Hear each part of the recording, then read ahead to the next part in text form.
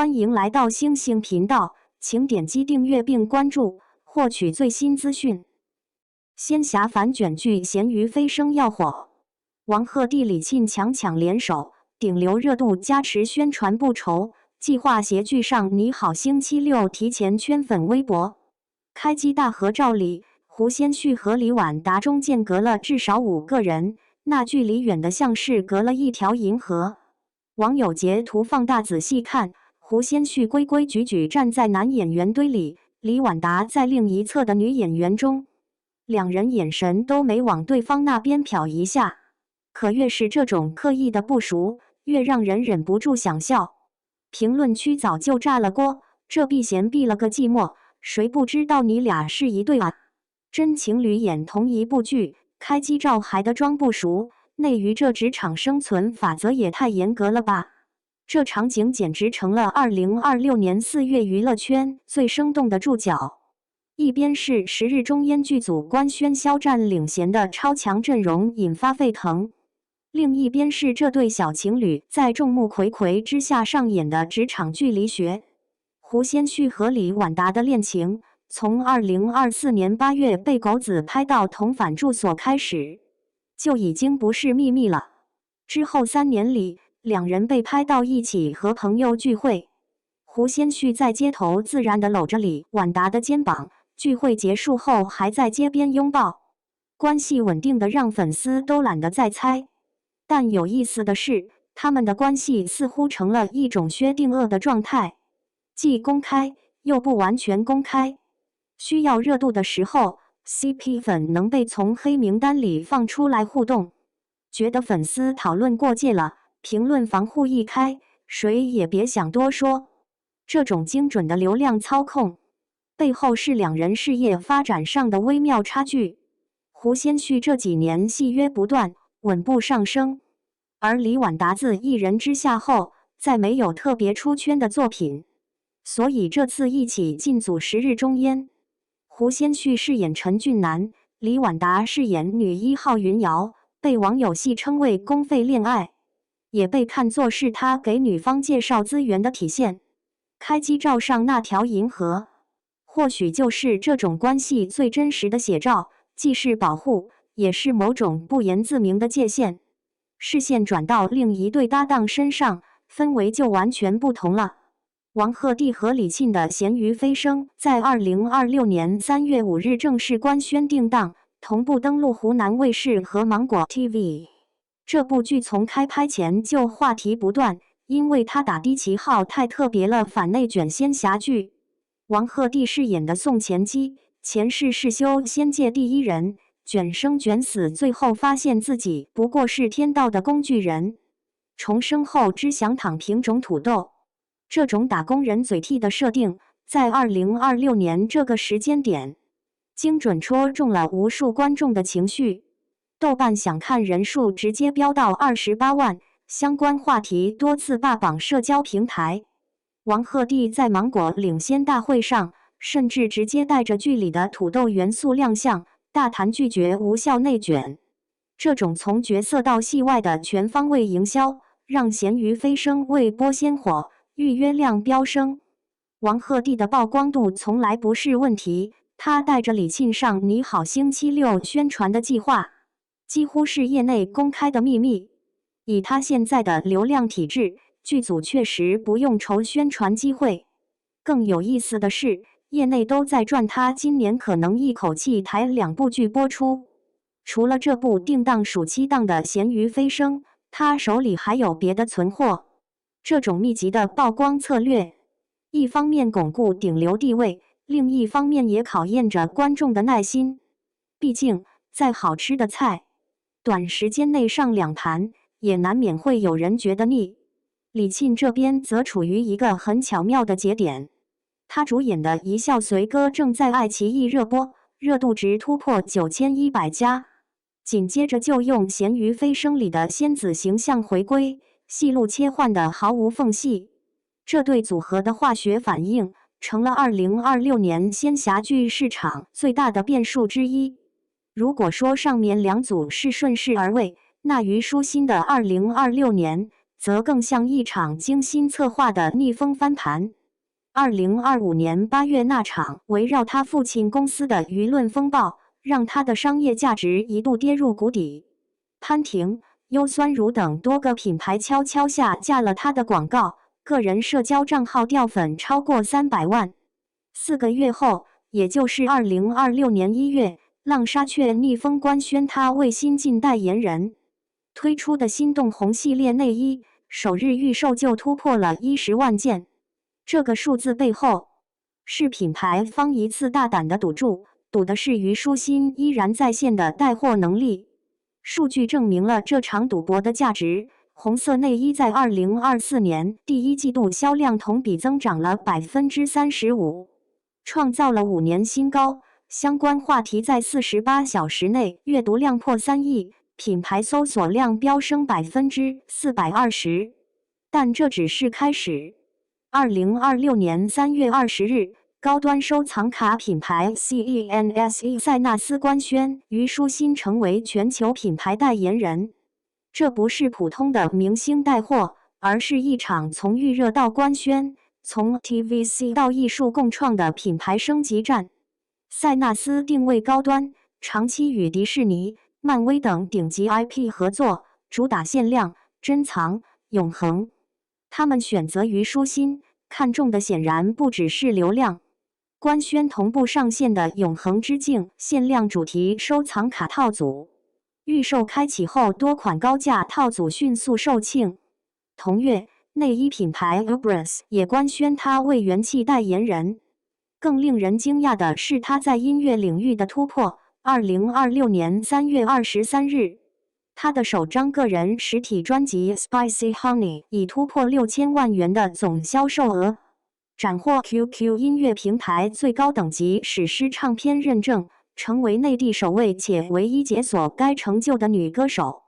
这一连串动作背后，是一个清晰的信号：虞书欣正在完成从流量偶像到有艺术审美力的艺人的形象进阶。她与家庭明面上划清关系的传闻，虽然无法证实，但客观上为他剥离了部分争议源。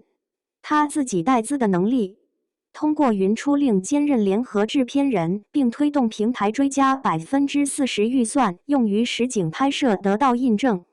粉丝的粘性，通过云出令开机17、13米苏绣花墙，3000架无人机拼角色剪影，耗资超100万的应援展现得淋漓尽致。资方愿意继续合作的理由很简单，它依然能带来实实在在的销量和热度。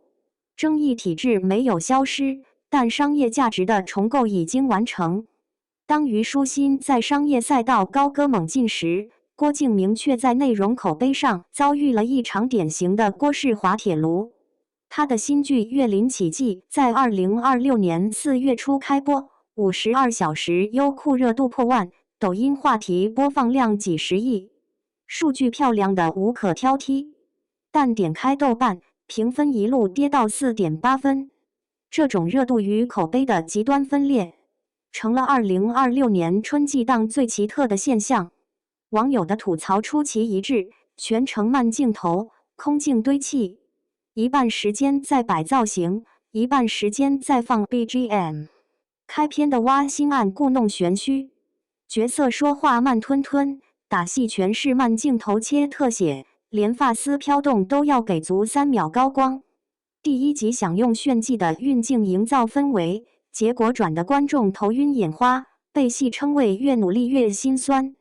鞠婧祎在第一集那个红绸遮面低镜头，黑红衣妹在红纱后若隐若现，邪魅感拉满，瞬间在短视频平台刷屏。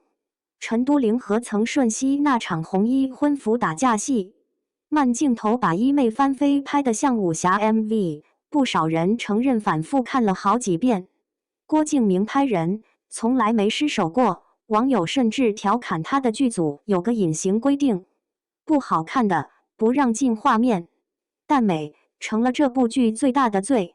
为了极致的美感，后期磨皮滤镜开到演员的脸，光滑的没有一丝纹理，被戏称五官都快磨平了，像2个精致的瓷娃娃。美则美矣，却吞掉了演员本该有的细微表情，看久了只觉得假。比画面更让人分裂的是剧情。这部剧打着画皮改编的旗号，讲狐妖、捉妖师、宗门法师围着挖心案聚在为辅，悬疑、奇幻、狼人杀一锅炖，节奏快得飞起，没有废话，直接上悬念。可为了维持这种高能反转，很多情节转折显得非常生硬。主角团的行为动机经常是为了反转而反转，今天联手，明天对立。有观众看了5集后吐槽，只知道他们在打架，但到底为啥打，谁跟谁一伙，完全没看明白。所谓的快节奏，在一些人眼里成了逻辑混乱的代名词。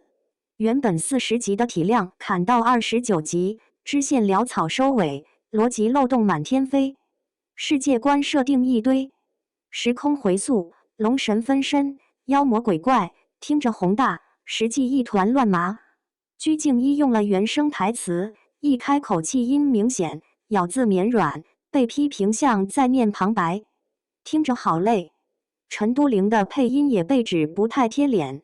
在郭敬明强烈的风格化镜头下，演员的表演似乎被统一成一种模式，眼神要迷离，姿态要飘逸，笑容要带着3分讥诮。所有人都在摆姿势，讲漂亮话，没有真实的情绪，没有合理的动机。郭敬明好像总觉得，只要画面够美，观众就能原谅一切，只要演员够好看，剧情再烂也无所谓。从《小时代》到《绝技》，从《云之羽》到《大梦归离》，再到如今的《岳林奇迹》，这套极致审美加空洞叙事的公式，他用了10几年。这次观众似乎终于忍到了极限。评论区有人说：“我真希望于正和郭敬明合作。”于正管剧情，小四管妆造。更尖锐的批评则指出，郭敬明早已不是导演，而是内娱最大的盘子女人，方金牌店长。在一片争议声中，李兰迪的动向显得格外稳健。她目前除了备受关注的 S 加级仙侠剧《月落花兜》，还有鹅厂的 A 级剧《占星》也在同步推进。《月落花兜》改编自君子以泽的热门小说，曾用名《沧海花开》。主演阵容和番位早已尘埃落定，丁禹兮将以一番身份领衔主演，李兰迪饰演女主角。剧集原定2025年12月底开机，丁禹兮率先进组拍摄单人戏份。然而，影视行业资本收缩的大环境无差别地冲击着所有项目。这部曾备受瞩目的 S 加级剧集，最终因资金链问题陷入停摆。李兰迪与丁禹兮的档期也随之全面空出。项目停摆对演员的影响是直接的。在行业剧集产能锐减、优质项目稀缺的当下，过长的空窗期容易导致热度稀释。但李兰迪并没有停下脚步，鹅厂的 A 级剧《占星》成了他新的工作重心。2026年3月19日，消息确认李兰迪将主演《占星》女主角。从 S 加项目到 A 级项目，这种资源上的调整，反映的不仅是单个演员的际遇，更是整个行业投资趋于谨慎的现实。头部大制作风险高，周期长，资金需求巨大，一旦资金链出问题，整个项目就可能搁浅。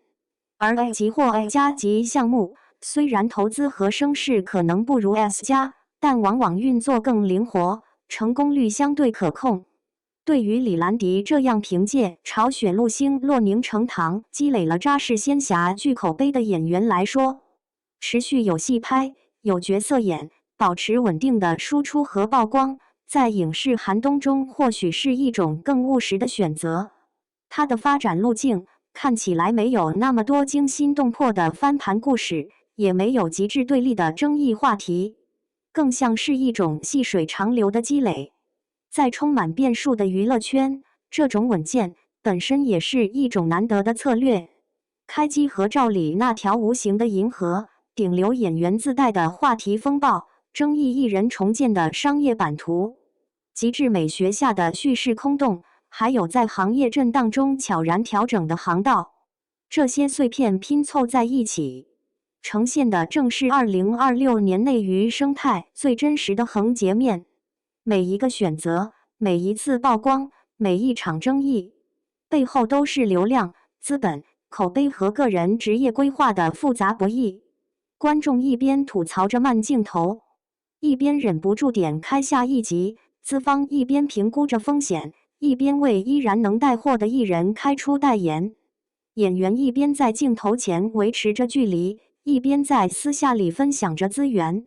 没有人能真正置身事外，所有人都在这个巨大的名利场里寻找着自己的生存法则和上升路径。故事还在继续，新的热搜随时可能诞生。下一张开机合照里，或许又会有新的银河出现，等待被解读。